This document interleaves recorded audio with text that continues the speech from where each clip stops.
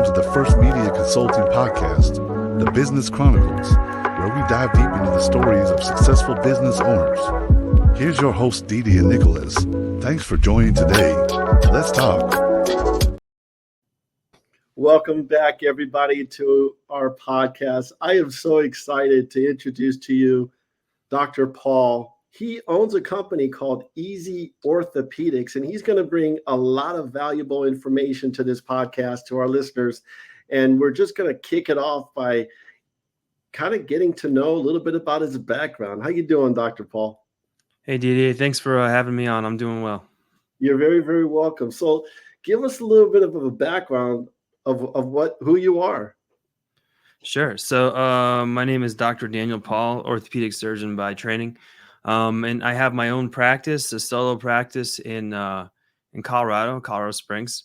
And the interesting thing is I don't contract with any insurance companies. I don't work with any hospital systems, and I have a really difficult time having people tell me what to do. And I've sort of made it work in that sort of space, which is a new way of doing it. Same knowledge, but different way of doing it.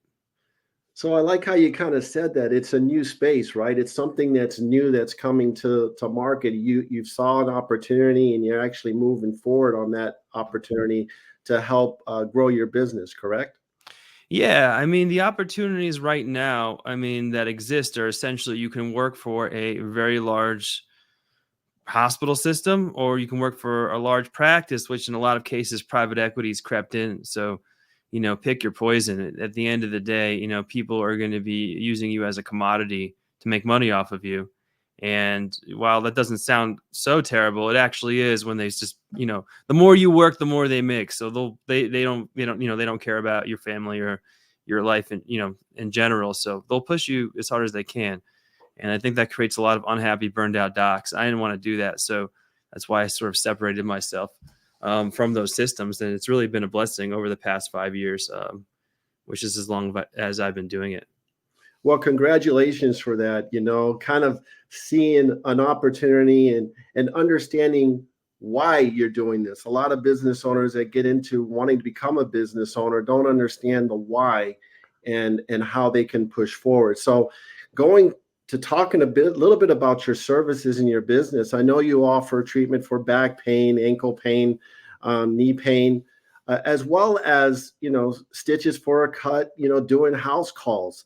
So you're kind of like, you're offering a lot of different services by being able to make house calls, which is good as well. Yeah, when I started, I was 100% house calls. It cuts the overhead way down. And in the beginning, I didn't really have a lot of money to sort of figure this thing out. So, and I still do them sometimes, but I'm still mobile. I go to I see patients at other people's offices a lot of the time. But yeah, I'll take care of back pain, shoulder pain, any sort of thing like that. I'm not necessarily operating on all of it. Really try to help people avoid surgery if I can. But that's mostly what I do these days. And it's been good. And I think people generally get better. And it's been a nice practice so far. Obviously there's some things I have to figure out, but it's been growing quite nicely. And I know you mentioned a couple things about what inspired you to start your business, not working for corporate America. Is there anything else that comes to mind? Maybe one or two other things that come to mind? Well, look, when you start your own business, sometimes it's well thought out and you get a business plan and like you sit down and you calculate, and then sometimes it's just a bunch of calamity and like craziness that, that life is, and that has you. And so I would probably fall into that boat more than kind of sort of the planning boat. Which seems kind of odd, but in my instance, like I finished my residency in orthopedic surgery and I started a fellowship in hand surgery. So I was just going to be a hand surgeon. And it was not a positive educational experience, to say the least. And then when I was looking for jobs, all I found was these old bitter senior partners telling me how much money they made in the early 90s. And the jobs I would describe them as abusive at best, meaning they, are basically looking for someone just to do all their grunt work. And after a long time of already doing that, it's like, well, how long am I going to do that? So that kind of created an existential crisis of sorts. And so I quit my fellowship. I broke my lease. I moved out to Colorado into my in-laws' basement. And then I started my practice, really not knowing how to really do it, and sort of figuring it out as I go and sort of failing forward. And obviously I'm in my own basement now, so times have changed. But it was a challenge. there was a lot to figure out. But it works. And that's kind of the wonderful thing. I like that, man, a lot. So, what's a belief or a strategy you held strongly in the past that you've completely changed your mind about? Anything that comes to mind? Yeah, so a belief that I probably had was like, naively before I started my business that like, profit sharing in a sense where it's like, all right, well, I'll work for them. Like they'll make some money, like I'll make some money, like we'll both be okay. And the reality of the situation is, I'm sure many of your listeners know this, is that they make as much money as they possibly can and pay you as little as they can get away with. And that sort of pushed docs into these like small holes. So really one of my principles now that I use is I don't let anybody bill on my behalf. No one, I'll pay for things, right? Like I pay for services and I pay for things that I need.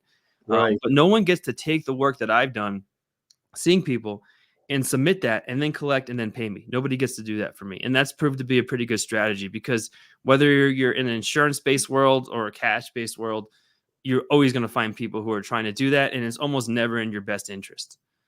So that's a belief that I try not to violate, or I don't violate. And that's helped me stay afloat and do well. So I like how you said that you're basically in control versus having someone else be in control, correct?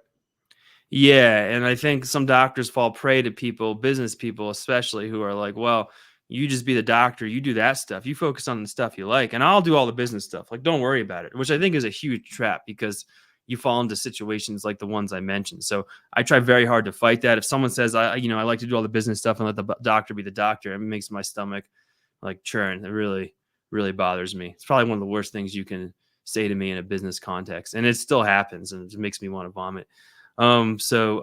Yeah, that's my feelings on that. So going to some unexpected lessons that you've learned from running your business, do you have a couple of those that you've come in contact with? Yeah, I think for the small business world, relationships are very important. I mean, you got to be careful who you work with. And what I've found is that birds of a feather tend to flock together. So if you find good people who you trust, they're going to also recommend to you good people that you can trust. And those are the people you want to work with. Now, on the other side of the coin, if you find people who don't share the same moral compass or values or you, they're also going to recommend people to you to work with who also are in this exact same boat. And so what I found is that people tend to share similar value systems. It's if all you care about is money, or then you're going to end up working. If someone all they care about is money, they're going to refer you or bring you into a world with people that have that same value. But if you value other things, then you got to sort of find like your flock in a certain sense of, and be careful if someone doesn't share your values. I would be very hesitant to work with them. Well, I like how you said, you used the word trust. And trust is so hard to get, right? In business or anywhere. And if you can find a good team that value the word trust and build that relationship with them, then, I truly believe the sky is the limit. That's just my thoughts. So what are some of the trends that you see happening in your business, what you're doing? Anything that's kind of standing out right now? Well, in so the world I'm in would be direct care, meaning people not going through their insurances. And, you're starting to see that world grow a little bit more on the physician side as like direct primary care doctors who don't really want to deal with the system anymore and want to practice good medicine. And the systems are not allowing them to do that. So you're starting to see that happen a little bit more, and people starting to realize that as their insurance gets worse, like maybe it doesn't make sense for me to use my insurance, and that I'm actually sometimes the most economical options for a lot of people. So I think you're starting to see some small shift. Healthcare moves very slowly, so these changes are extremely they're almost, what's the word for it, geologic timeline here, but it's happening, so that's pretty cool. And I'm assuming too in your industry, Dr. Paull, that technology plays a huge role, right? It's always changing and evolving, correct? Yes and no. I mean, at its core, what I'm doing is I'm seeing patients, and so that takes time, and that takes listening and focusing. So those are not really that technology dependent. In fact, in a lot of instances, the technology has the opposite effect. We're distracting you from the job at hand. But that being said, yeah, I mean, I do my notes online. We have an automatic text messaging system. I mean, so we try to be paperless.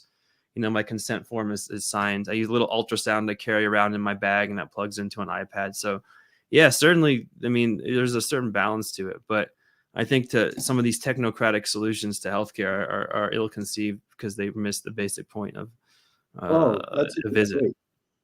That's a very good point. As we wrap up here, can you give any advice to some aspiring entrepreneurs or business owners that want to become a business owner?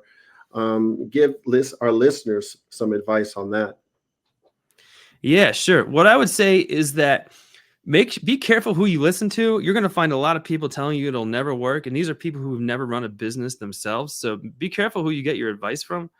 When I started, I went to SCORE, which is a place. It used to stand for Senior Corps of Retired Executives, and they give advice. And I met with some older gentleman, and he worked at HR at a Fortune 50 company, and he was really nice. And he wrote notes down, and then he sent me an email 2 weeks later, yeah, I think your business is never going to work. So there's that. And I was really bothered by it. It really bothered me that this guy basically, saying, you just have it's a terrible idea, it'll never work. And then he was wrong. And it turns out he didn't know what he was talking about. You know why? Because he's not in that space. And something I know now, which I didn't know then. So not all advice is worthwhile. Ignore the advice. Only listen to the advice from people who are doing what you want to do. That's worthwhile. If they're not doing exactly what you want to do, or don't have a history starting businesses, I essentially ignore it. That's my advice. Dr. Paull, I'm so excited for you to be able to share your successes and some of the challenges that you've been throughout the many years with our listeners. Before we wrap up, could you give our listeners your phone number and a way to get a hold of you, maybe your website as well? Yeah, if you want to get a hold of me, website's easyorthopedics.com. I have a YouTube channel, is youtube.com/@orthopedics. And if you find me on LinkedIn at Daniel Paull MD, that's the easiest way to find me. Well, thank you so much for taking time out of your busy schedule to join us and kind of share your experiences with our listeners. And hopefully we can have you back on the platform here in the near future. All right, sounds good. Thanks for having me on. You're very welcome. Thank you for tuning in to First Media Consulting Podcast. If you enjoyed the podcast, subscribe today. To nominate a business you would like to recommend to be on our show, go to firstmediaconsulting.com or call. Thank you for listening.